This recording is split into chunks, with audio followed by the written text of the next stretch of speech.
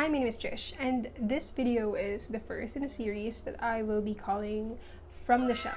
This series takes great inspiration from the one and only Miss Taylor Swift, specifically her From the Vault moment. I was inspired by her releasing her old unreleased or unrecorded songs on top of her releasing her re-recorded ones, because there is nothing more badass than letting the people who are trying to put you down know that not only can you redo your own shit better than before, but you also have a literal treasure trove of masterpieces that they don't even know about. Without saying anything, Miss Taylor Swift really said, "You can't lose in a game when you weren't even a player in the first place." You've beaten me at my own game. Don't flatter yourself. You were never even a player. Love that for her. So I will be copying Miss Swift because I have no originality. But I will be doing it with less panache and less quality because subpar is this channel's brand. My channel is literally called Tissue Paper. I have a roll of tissue paper as my logo because I am a mess and I need cleaning up. So I was going through my Goodreads read list and I discovered that I had 30 plus books that I've read throughout the years of 2017 to 2020 that I have not talked about in any shape or form in my channel. And it's mostly because I was too lazy at the time to film, and by the time I was motivated to film, talking about these books would have already been too late or out of context, because I either read these books for a specific readathon or a specific occasion, or I've read them many months prior and was now many months behind from reviewing them. So making this series is a chance for me to go through my Goodreads read list and pick out 2 to 3, 4 if I'm feeling smart, 2 to 4 books and talk about them every month. Yes, every month, because a bitch is ambitious. That way I can give all those neglected books the attention they deserve or do not deserve, because there are a handful of books there that did not get the rant review that was their due. And the series is also a way for me to talk more about books, which is always a good time. For me. For you, not so sure. Also, I named the series From the Shelf, which is like a play of From the Vault, but I don't have a vault, I have a bookshelf, and it's like me picking out books that I've read from my shelf. You know, the creativity is jumping out. Yay me. But to be honest, doing this series is also a chance for me to put out more content for my 319 subscribers. If I'm being real, that's 310 subscribers, because I'm pretty sure that 9 of those subscribers are my family members who don't even watch my videos, you fake fans. That being said, I do acknowledge that doing this series might be a bit risky because I will be relying on my Goodreads reviews, which I may or may not have written after finishing the book, and my memories of reading that book. And that's where it gets dangerous, because I can't even remember what happened to me last week, so good luck to me on trying to remember what I thought about a book in 2017. The first book that I will be talking about is House of Furies by Madeleine Roux, and I read this book back in 2018. I gave this book 1 out of 5 stars. We are off to a great start. So House of Furies was one of the first books that I bought from Shopee. That was during a time when I was really starting to get back into reading, and I was buying every genre of book out there because I wanted to explore and try to find out what my tastes were. House of Furies had fantasy, it had horror elements, mystery elements, all genres that I would enjoy individually in one book. So I had high hopes going into this book because I thought there was no way that I wouldn't enjoy it. So House of Furies follows our main character, who I will not name because I greatly dislike them and I do not wish to perceive them. Our main character has just escaped from this really harsh school and has found employment as a maid in this boarding house, and she quickly finds out that this boarding house isn't an ordinary boarding house, because it's actually this sort of purgatory court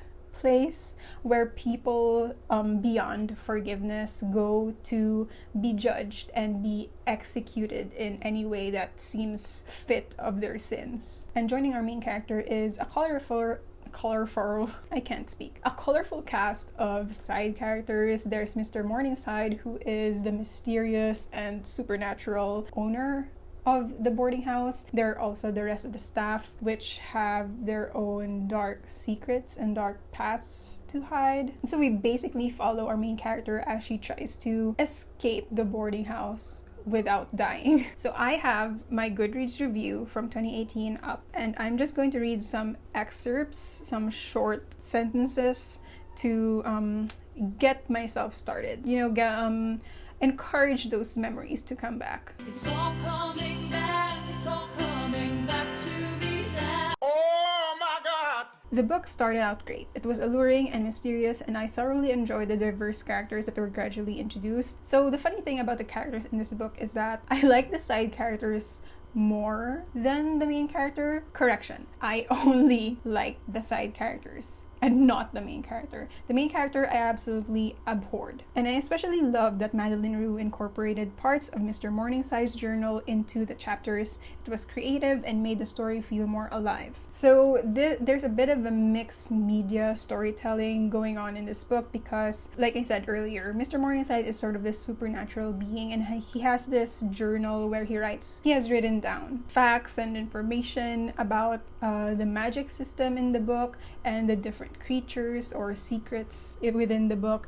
And the pages of his journal where he wrote all of this is scattered throughout the book, so that every chapter or so we get to read about whatever magic or fantasy is happening. The story progressed in inconsistent bouts of sluggishness and lightning fast. One moment, nothing of any particular interest is happening. The next, everyone is dying.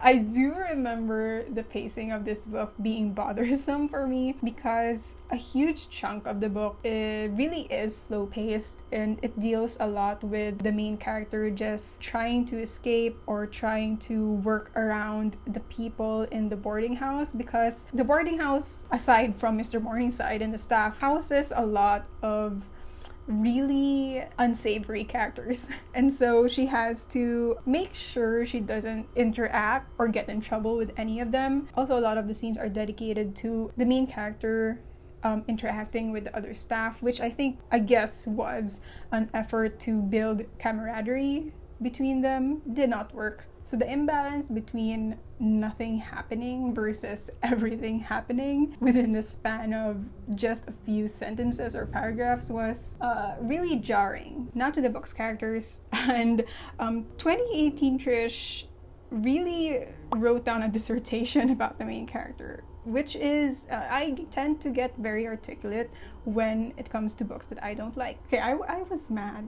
Wow, I was so mad. I'm sorry, I really am. Doesn't sound like it. But I have never despised a character as much as I despise Louise. Oh my god. I said her name. Erase, delete, Control Z. We will not acknowledge it. We will ignore it. Once again, she is main character.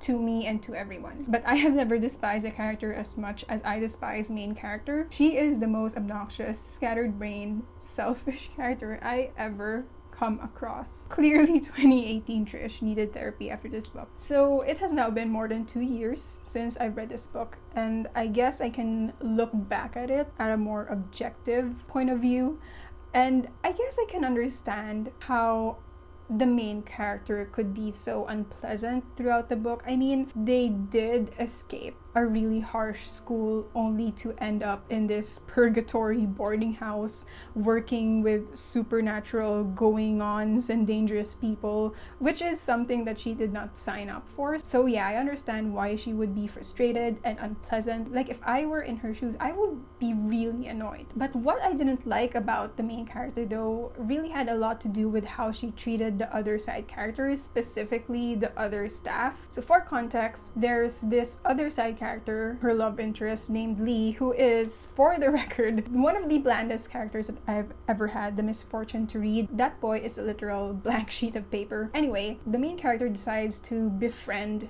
Lee and unite forces so that she can save him from the house and they can escape together. You know, it isn't lost to me that chooses to befriend this character who is conveniently handsome and whom she's known for a total of 3 conversations just because he's the least scariest person. And I think for the main character, Lee was the least scariest, not only in terms of him not feeling dangerous, but most especially because he doesn't look dangerous. And this is where I really got annoyed with the main character, because it's during these moments, during this particular situation, that she becomes such a big hypocrite, and all her defensiveness, all her arguments that she's made to Mr. Morningside before about her situation just doesn't hold much weight anymore. Because how can she choose to trust someone who she's only talked to for a total of 3 times over the people who have been nothing but openly kind and helpful towards her? Like, the other side characters, the staff, have never shown any ill intent towards her. And I get it.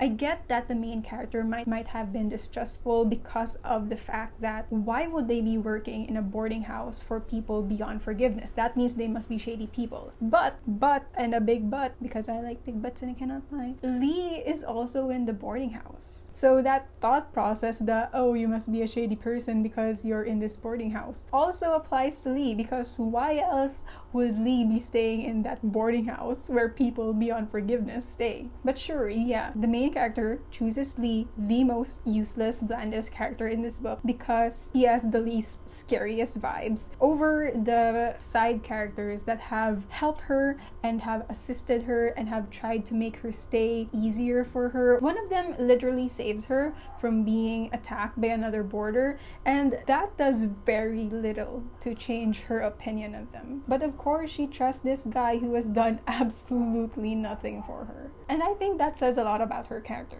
And it's funny because right now I'm taking a step back and looking at this book. I can confidently say that if the main character was switched or was just erased from the entire book, I would have actually enjoyed this book, because to be honest, the story is actually frightening and compelling. Like, there were a lot of scenes that I enjoyed because they were scary and entertaining, and the side characters, kept me invested. It really only was the main character in Lee, to be frank, just the main character, because if the main character wasn't there, I honestly believe Lee would have been more tolerable. So yeah, the main character for me is the biggest problem in this book. The next book that I will be talking about is An Enchantment of Ravens by Margaret Rogerson. I read this book back in 2018 as well, and I gave this book 3 out of 5 stars. An Enchantment of Ravens is a standalone fantasy about fairies. So our main character, Isabel, is this really, really talented painter, and she has a lot of really important clientele. A lot of elite high-class fairies commission her to make portraits of them, and one day the prince of the autumn court himself shows up and asks her to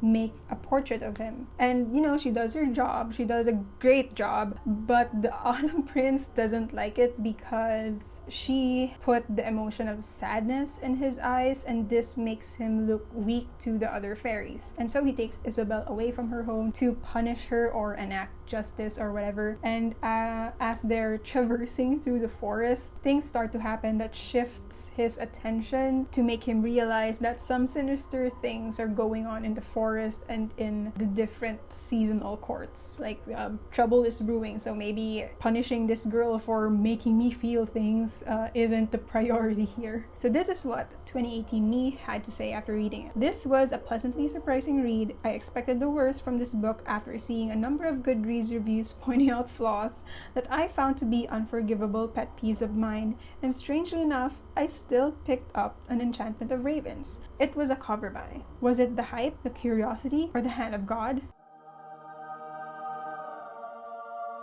Girl, it was a cover buy. Don't be dramatic. I don't know, but nonetheless, I'm actually glad I got to read this. So when I bought An Enchantment of Ravens, I've already seen and read a lot of reviews on YouTube and Goodreads, so I had a pretty good idea of what I was about to read, and my expectations weren't high. Like, my expectations were set low. The bar was on the ground, and with the bar on the ground, anything that slightly amuses me sort of already raises the book above that bar. So someone on Twitter said that An Enchantment of Ravens was no plot and all vibes, and I completely 100% agree. You know how people say that they read for the escapism? That is An Enchantment of Ravens. This book is the physical manifestation of reading for escapism. You don't need brain cells. Absolutely no brain cells are required to enjoy this book. This book is just here for the vibes. And I know that I'm making the book sound really basic, but I really do have to give Margaret Rogerson their due, because this is a standalone fantasy and it's not even that big of a book. Like, it's short. I finished this after a few days. They were able to write an entertaining and enjoyable story. They were able to set up this really interesting world and set up this really warm and cozy tone and atmosphere within the span of a not so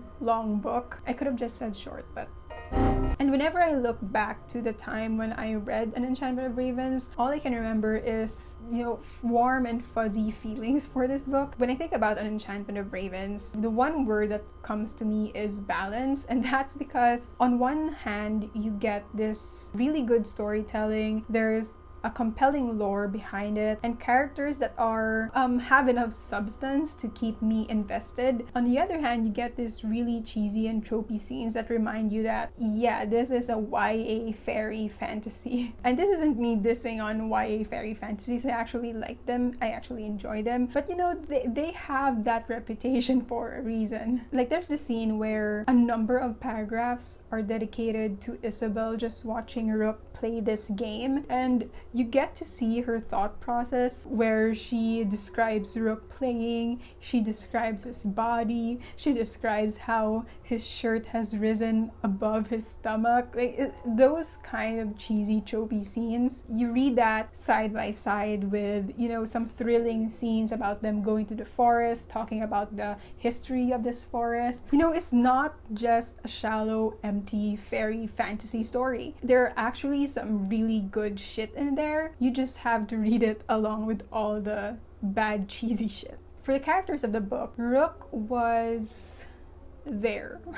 He was mainly there. As a love interest, he wasn't really that strong. He did have a bit of development by the end of the book, but not enough that I would have noticed it. And by that time, I wouldn't have had enough time to appreciate that development because it was the end of the book. The other side characters were very two-dimensional and they were really just there to play a role. But Isabel, as a main character, was really, really good. In my opinion, she was a really well-written character. She showed such a subtle complexity that I enjoyed reading about. So Isabel is a timid character, but she's not timid because she's meek or I'm shy. Ooh. She's timid because she lives in a village where a lot of elitist fairy assholes come to play pranks on people or manipulate them, and so she has to be timid in order to stay out of trouble. But there are times when you could see that she does have personality, she does have character, she is stubborn, she has pride. She